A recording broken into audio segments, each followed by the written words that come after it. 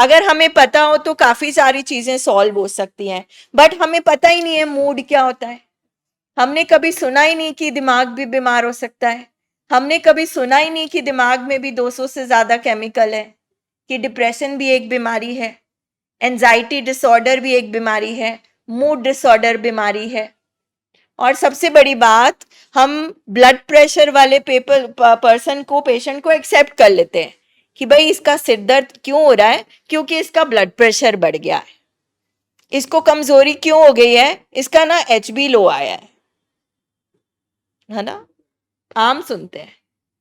अच्छा, जब अब गर्मी आ गई, अब थोड़ी देर बाद वो डेंगू और वो सारे फीवर आएंगे, तो सबको टेंशन हो जाएगी, प्लेटलेट्स तो नहीं कम हो गए, प्लेटलेट्स तो नहीं कम हो गए,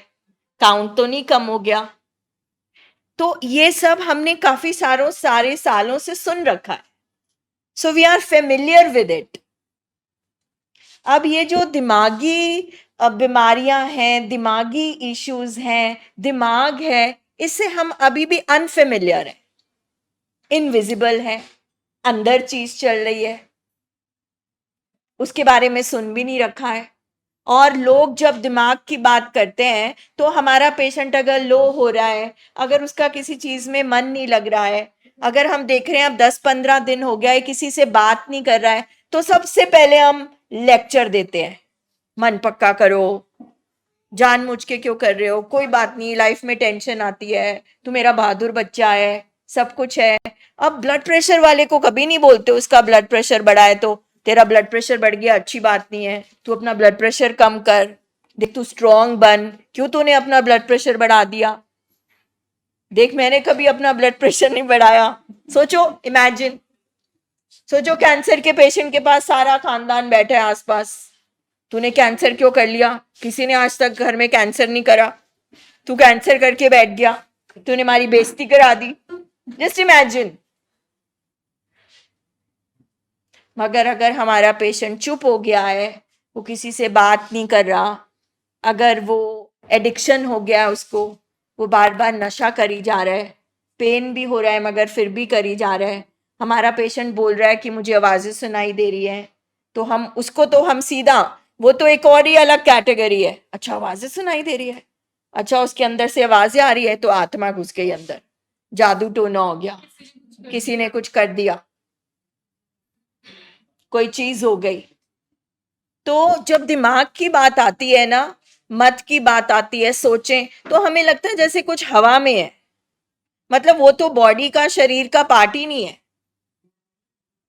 और सबसे दुख की बात यह है, ये बेचारा सारा काम करता है, मतलब ये सारा काम करता है, ये शरीर को भी चलाता है, ये किडनीज को भी चला रहा है, ये पूरी बॉडी को चला रहा है, ये पूरी जिंदगी को चला रहा है। बेचारा जब हम सोते हैं तो भी काम कर रहा होता है, तो भी वो अंदर जो दिमाग के प्रोसेसेस हैं, सपनों में वो फाइलें, जैसे सर बोलते हैं, इधर उधर कर रहा होता है। 24 घंटे ये काम करता है, मगर हम अपना खाने का ध्यान रखते हैं, सैलून्स में जाते हैं, जिम्स में जाते हैं,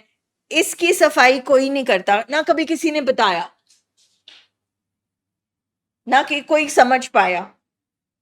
इस बेचारे की कभी सफाई ही नहीं हुई। ये पता नहीं बचपन से लेकर अभी तक कितनी फाइल्स अंदर लेकर बैठा हुआ है, कितनी चीजें लेकर बैठा हुआ है,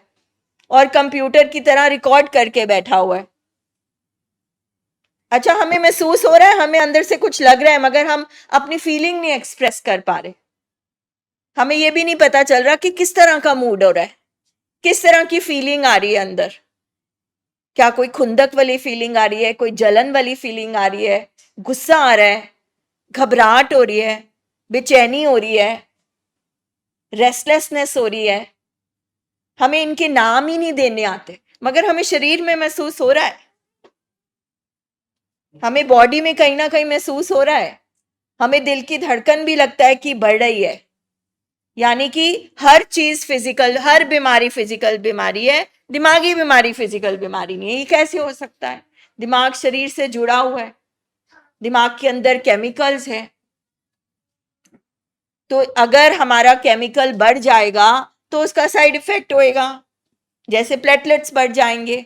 बॉडी में everything should be in balance. जैसे जब मैं पूछ रही थी सबसे, तो जो लोग हमारे रिकवरी में वो जानते हैं कि 0 से लेकर 10 तक अगर हम बहुत लो होंगे वो भी ठीक नहीं है।